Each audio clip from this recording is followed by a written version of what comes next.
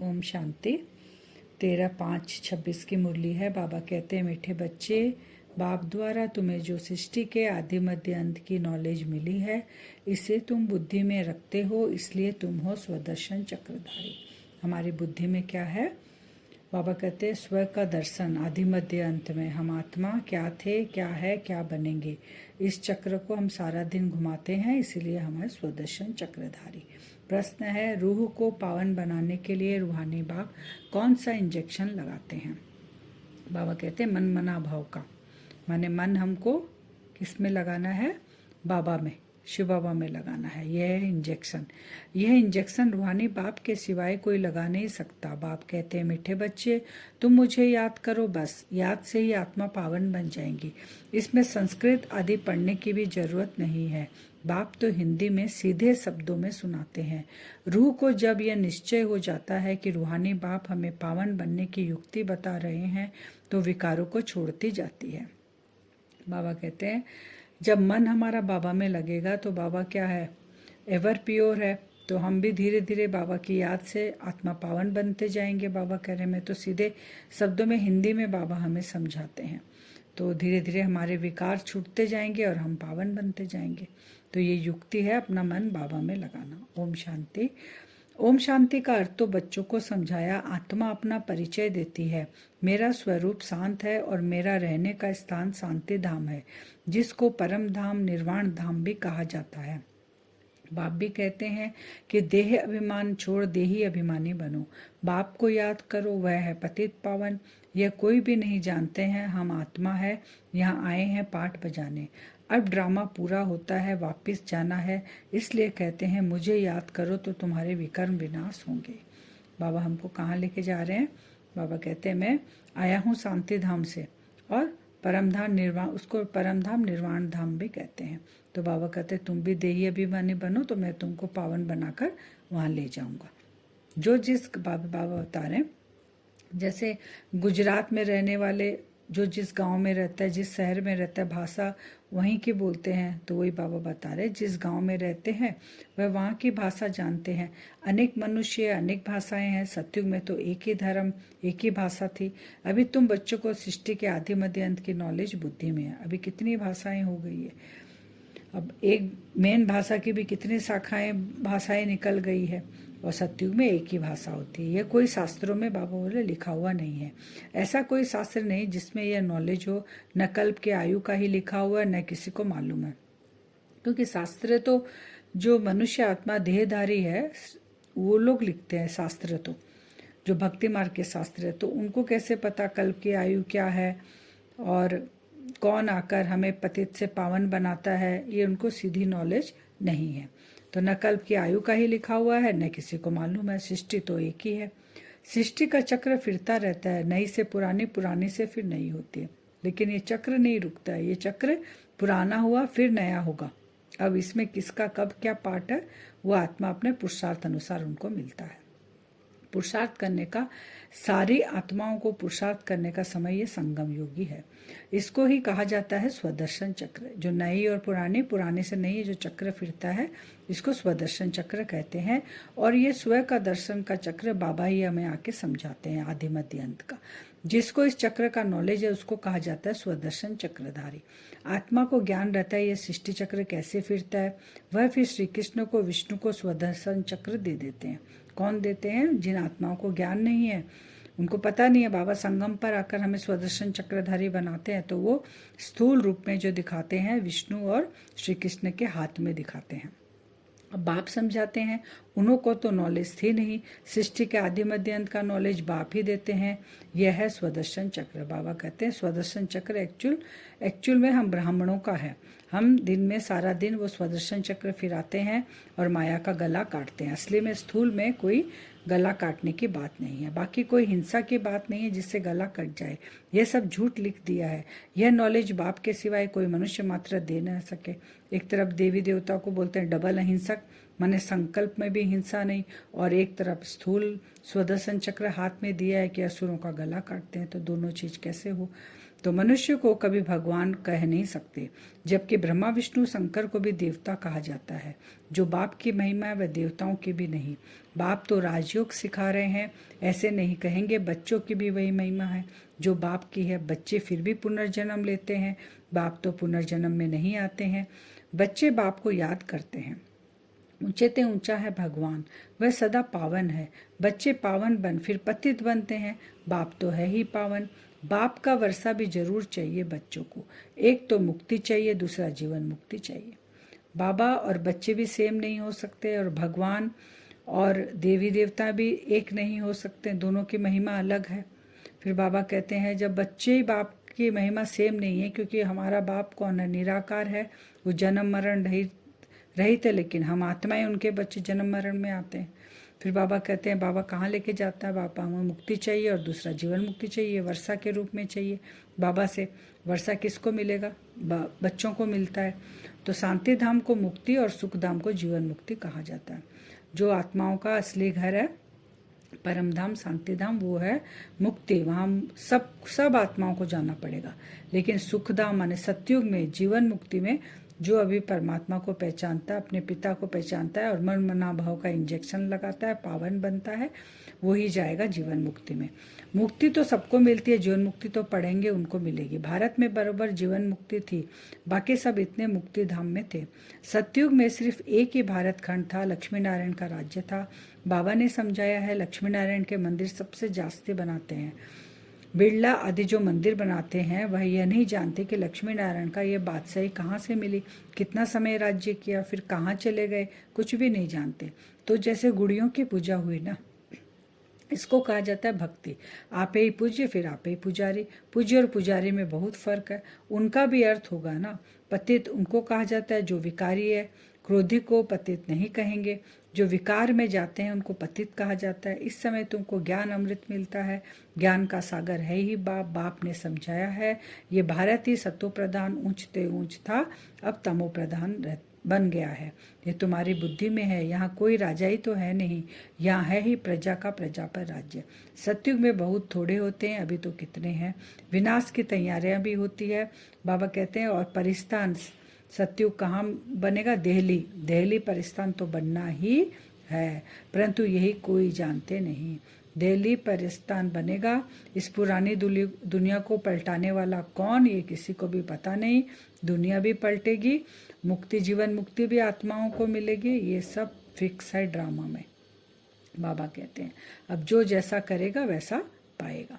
अभी तुम बच्चे नई दुनिया के लिए तैयारी कर रहे हो, कोड़ी से हीरे मिसल बन रहे हो। भारत कितना सॉल्वेंट था, दूसरा कोई धर्म नहीं था। ये अभी परिवर्तन का समय चल रहा है। इसमें भी अगर अलबेले होकर हम इसी दुनिया में घूमते रहेंगे तो पुरुषार्थ कुछ नहीं करेंगे। और बाबा कहते हैं खाली हाथ आए खाली हाथ जाएंगे। तो फिर अपने आप को ही कोसेंगे कि भगवान मिला, लास्ट में पश्चाताप करेंगे और हमने कुछ नहीं किया। फिर गाते तो है भारत हमारा देश सबसे ऊंचा था, नाम ही था हेवन स्वर्ग। भारत की महिमा का भी कोई को पता नहीं है। बाप ही आकर भारत की कहानी समझाते हैं। भारत की कहानी माने दुनिया की, इसको सत्यनारायण की कहानी कहा जाता है। बाप ही बैठ समझाते हैं। पूरे 5000 वर्ष पहले भारत में लक्ष्मी नारायण का राज्य था, जिन्हों के चित्र भी है, परंतु उन्हों को यह राज्य कैसे मिला? सतयुग के आगे क्या था? संगम के आगे क्या था? कलयुग यह है संगम युग, जिसमें बाप को आना पड़ता है, क्योंकि जब पुरानी दुनिया को नया बनाना हो तभी मुझे आना पड़ता है। ये जो बाबा को ही आना पड़ता है, क्योंकि कोई भी मनुष्य, कोई भी देहधारी पुरानी दुनिया को नया नहीं बना सकते, क्योंकि जो आत्माएं हैं वो जन्म मरण के चक्र में खुद ही यहाँ पे पतित हो गई है, तो वो कैसे पावन बनाएगी? फिर बाबा कहते हैं सन्यास जो यह हमारा बन जाता है। फिर सन्यासी जो होते हैं वो सन्यास धर्म धारण करते हैं। किसका सन्यास है 5 विकारों का, किसका सन्यास है घर बार छोड़कर जाते हैं। लेकिन बाबा कहते हैं सबका अलग अलग सन्यास है। लेकिन हमारा सन्यास बाबा क्या बोलते हैं कि घर बार छोड़ने की दरकार नहीं, गृहस्थ व्यवहार में रहते पवित्र रहना है। मामेकम याद करो तो तुम्हारे विकर्म विनाश हो जाएंगे। क्योंकि बाबा जो नई दुनिया स्थापन कर रहे हैं, हम बच्चे वहाँ पे जाके राज्य करेंगे और वहाँ पे भी हम गृहस्थी रहेंगे। हम वहाँ कोई पहाड़ों में जाके तपस्या नहीं करेंगे, तो वो संस्कार आत्मा अभी लेके जाएगी। तो बाबा कहते हैं तुमको घर गृहस्थ में रहकर और पवित्र बनना है, यही योग है। मामेकम याद करो तो तुम्हारे विकर्म विनाश हो जाएंगे। यही योग है जिससे खाद निकल जाती है। क्या काम करना है? सारा दिन घर में रहकर, गृहस्थी में रह के कर्मयोगी स्थिति में हमें रहना, जिससे वो खाद निकलती रहे और तुम सतो प्रधान बन जाते हो। भक्ति में तो बल कितने भी गंगा स्नान करे, जप तप आदि करे, नीचे उतरना जरूर है। सतो प्रधान थे, अब तमो प्रधान है, फिर सतो प्रधान कैसे बने?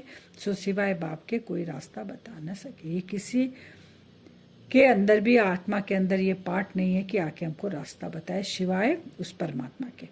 यह कोई मनुष्य नहीं पढ़ाते यहाँ पर हमें। यहाँ पढ़ाने वाला स्वयं निराकार भगवान शिव है, जो इस तन का आधार लेता है, इस रथ का आधार लेता है। यही वो श्री कृष्ण की आत्मा है। 84 जन्म में ब्रह्मा का चोला पहने हैं, उसी के तन में ये रथ जो है मुकर्रर है बाबा का। इसी में बाबा आकर हमें पढ़ाते हैं। तुमको मुरली कौन सुनाते हैं? Question mark. शिव बाबा। परम धाम से आते हैं, पुरानी दुनिया, पुराने शरीर में। कोई को निश्चय हो जाए तो फिर बाप से मिलने के सिवाय रह न सके।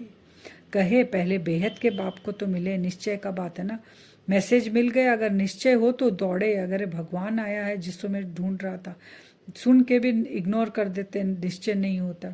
तो वही बाबा कहे पहले, अगर जिसको निश्चय हो जाए, सुने भगवान आया, तो कहे पहले बेहद के बाप को तो मिले।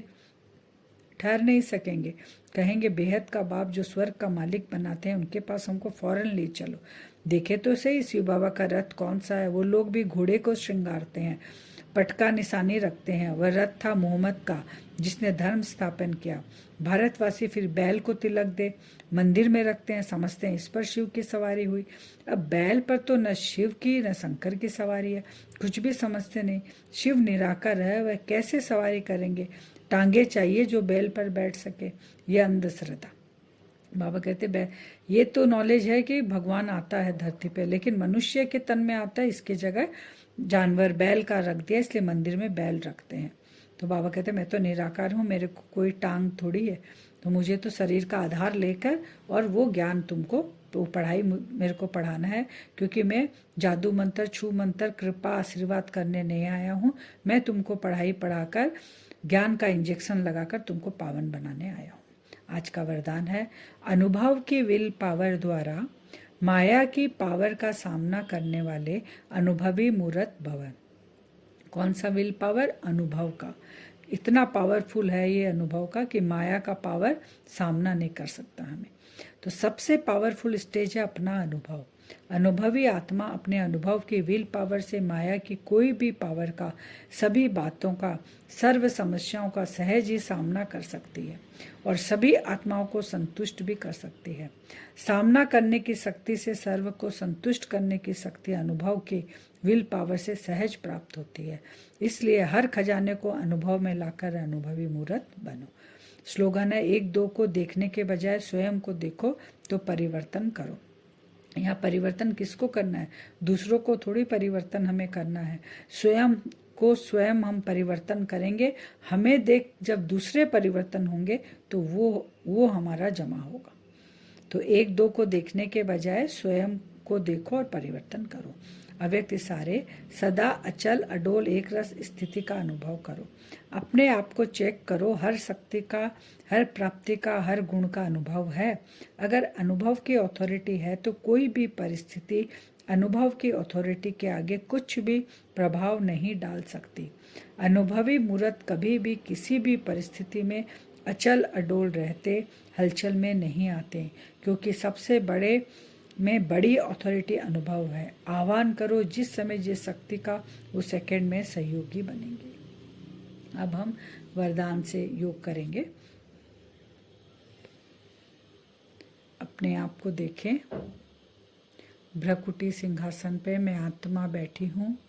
एक छोटा सा बिंदु। बाप दादा का आह्वान करें। जहाँ भी हम आत्माएं अपने इस साकार शरीर के साथ बैठे हैं अपने घर में, बाप दादा का आह्वान करें कि बाबा कुछ समय के लिए आप मेरे पास इस घर में मेरे सामने आके बैठो। मेरा संकल्प बाप दादा तक पहुंचा। बाप दादा नीचे उतर रहे हैं, दोनों बाहें फैलाए। आकर बाबा विजुअलाइज करे, सामने एक संधली है, बाप दादा आकर मेरे सामने बैठ गए। बाप दादा के सामने हम बैठे हैं, हमारे सामने बाप दादा है। अब ज्ञान में हमें बाबा जो आदि मध्य अंत का ज्ञान दिए हैं, उस नॉलेज के आधार से जब से हम ब्राह्मण बने हैं, बाबा से हमें क्या क्या अनुभव की प्राप्ति हुई है उसको विजुअलाइज करेंगे। बाप दादा सामने हैं, बाबा का हाथ आपके सर पे है, ये विजुअलाइज करें। बाबा दृष्टि दे रहे हैं और हम मन और बुद्धि के नेत्रों से देख रहे हैं कि बाबा के बनने के बाद मुझ आत्मा को क्या क्या अनुभव हुआ। उस अनुभव की अथॉरिटी से मुझ आत्मा के अंदर बहुत विल पावर आ गया।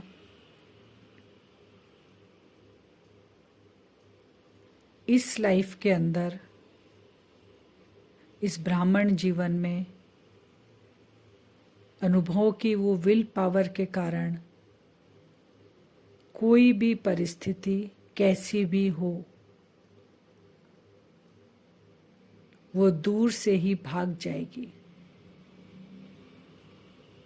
हम उस पिता की संतान हैं, ये अनुभव निश्चिंत कर देता है।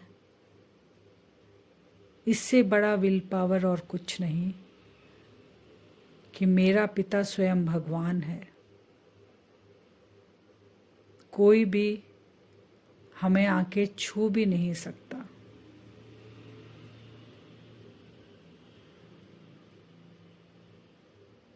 मुझ आत्मा से ये अनुभव के विल पावर की जो शक्तियां हैं, इसकी वाइब्रेशन चारों ओर फैल रही है पूरे घर के अंदर। घर में रहने वाले आत्माओं को भी ये वाइब्रेशन टच होता है, वो आत्मा भी संतुष्ट होती जा रही है। उनका भी खालीपन दूर हो रहा है। विजुअलाइज करेंगे कंटिन्यू। बाप दादा सामने बैठे हैं, उनका हाथ मेरे सर पे है, बाबा से दृष्टि ले रहे हैं। मैं विल पावर से भरपूर आत्मा, ये वाइब्रेशन बाहर निकल रहा है, आत्माएं सब संतुष्ट होती जा रही है। धीरे धीरे ये वाइब्रेशन चारों ओर फैल रहा है। ऐसा हम कल बार बार विजुअलाइज करेंगे, बाप दादा का आह्वान करेंगे और ये अनुभवों की अथॉरिटी चारों ओर, ये शक्तिशाली किरणें पूरे घर में और बाहर फैल रही है, जिससे आत्माएं संतुष्ट हो रही है। दिन में हम बार बार ये अभ्यास करेंगे। ओम शांति।